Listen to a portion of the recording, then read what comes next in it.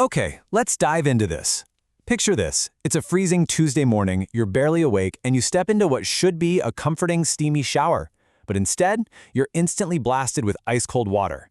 You're suddenly doing that involuntary cold shower dance, gasping for air. It is literally a homeowner's absolute nightmare. And suddenly, you're not just shivering, you're staring down the barrel of a busted water heater, a potentially flooded basement, and some seriously unexpected repair bills. So today, we're pulling data straight from plumbing and HVAC experts to answer the ultimate question.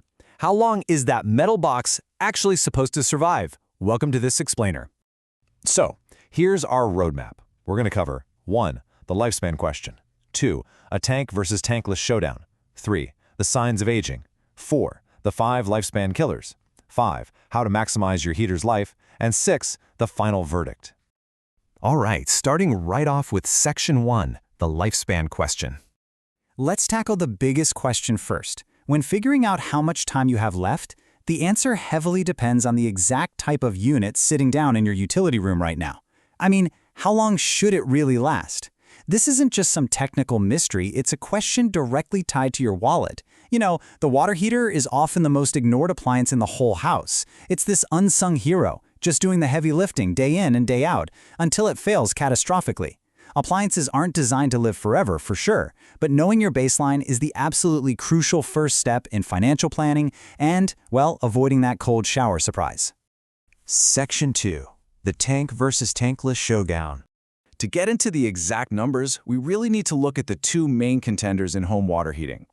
Think of it this way. The traditional storage tank is your heavyweight workhorse. It just sits there holding a massive volume of water. We're talking 40 to 50 gallons, keeping it hot and ready to go 24/7. But because of that, it suffers from standby heat loss. It's constantly firing up and turning on at, say, 2 in the afternoon when nobody's even home, just to keep that water piping hot. That is a constant grinding wear and tear. On the other side, we have the tankless, or on-demand unit. This one is more like a sleek marathon runner, and it only heats water exactly when you need it by flashing the water right across superheated coils. And because it avoids storing water, it completely skips that grinding standby wear. But the marathon runner is highly sensitive to the track it runs on. Because it heats water instantly, any impurity in the water can cause immediate serious problems for the heat exchanger. Now, what's really interesting about this slide is the baseline for a traditional tank water heater is 8 to 12 years. However, if you have pristine conditions, meaning clean water, proper temperature settings, and you actually do your regular maintenance, you can absolutely push this heavyweight up to 12 or even 15 years. But here's a crazy fact. Almost nobody actually flushes their tank.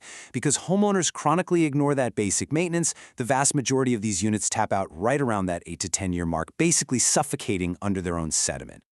On the flip side, we're looking at a projected lifespan of 15 to 25 years for a tankless system. Since they aren't constantly storing and heating 50 gallons of water all day long, they last significantly longer.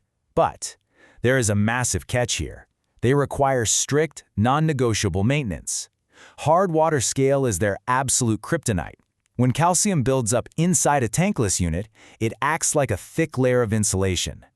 This forces the burners to work overtime just to push heat through that calcium barrier, which effectively cooks and fries the unit from the inside out. If you ignore maintenance on these, that 25-year lifespan shrinks dramatically. Moving on to Section 3, Signs of Aging. Whether you have the heavyweight or the marathon runner, neither of them dies without dropping a few clues first. If you've got a traditional tank, you need to be on the lookout for specific physical symptoms. Is your hot water running out faster than it used to? Are your energy bills creeping up without any real explanation? And here's a big one, rumbling or popping sounds. A lot of folks hear this and think, oh, my heater's just working hard. Nope, that sound is actually a silent threat. It's the sound of sediment buildup at the bottom of the tank literally boiling, bubbling, and attacking the appliance from the inside. You might also spot visible corrosion around the base or plumbing connections. And this brings us to a really crucial piece of internal engineering, the anode rod. This is basically a sacrificial metal stick screwed right into the top of the tank. Its entire job in life is to attract corrosive elements in the water so they eat the rod instead of the steel tank. But once that rod is fully depleted, which is usually after a few years, the water starts eating the tank itself. And that leads straight to the visible rust you see on the outside. Now for tankless units, the aging process looks a little different. Over time, they mostly suffer from mineral scaling inside the heat exchanger, general component wear, and burner degradation. But what does that actually mean for you?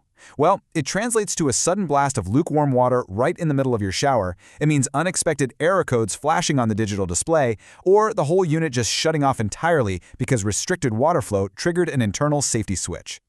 So, the crucial point is right here. A leaking tank is usually a replace now situation rather than a fix and forget issue. If you see a puddle forming at the base of your traditional tank, game over. The structural integrity is completely gone. I mean, think about it. You have a tank holding 50 gallons of water under immense pressure. Once the steel develops microfractures and starts weeping water onto your floor, it is literally a ticking time bomb. No amount of duct tape, sealant, or quick patch jobs will save it from eventually bursting wide open and flooding your entire basement. All right, Section 4, the 5 lifespan killers. Now that we know what aging looks like, we've got to talk about why it happens prematurely. Let's unmask the invisible villains that destroy these heaters, often right under our noses. First up, sediment and scaling. When hard water is heated, minerals fall out of the water and settle at the bottom of the tank or coat the coils of a tankless unit. This creates a thick blanket of insulation, meaning the burner has to run twice as long and twice as hot just to do its job, adding massive internal stress. Second, overheating. Simply cranking your thermostat too high accelerates wear and tear on every single component. Third, corrosion. Like we just talked about, if you have poor water chemistry and you let that sacrificial anode rod deplete without replacing it, the tank literally eats itself alive. Fourth, pressure and temperature issues. Every tank has a TNP, temperature and pressure, relief valve. If the tank gets too hot or too pressurized, this valve opens to release water. But if that valve gets crusted over with calcium and fails, your water heater effectively turns into a highly pressurized rocket waiting to launch right through your roof. No joke. And finally, installation errors. If a unit was improperly vented, throwing off the airflow, or incorrectly sized for your home's water demand from day one, it's doomed to fail years before its time.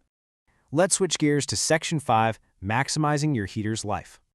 Okay, enough doom and gloom. Let's get to the immediate reward.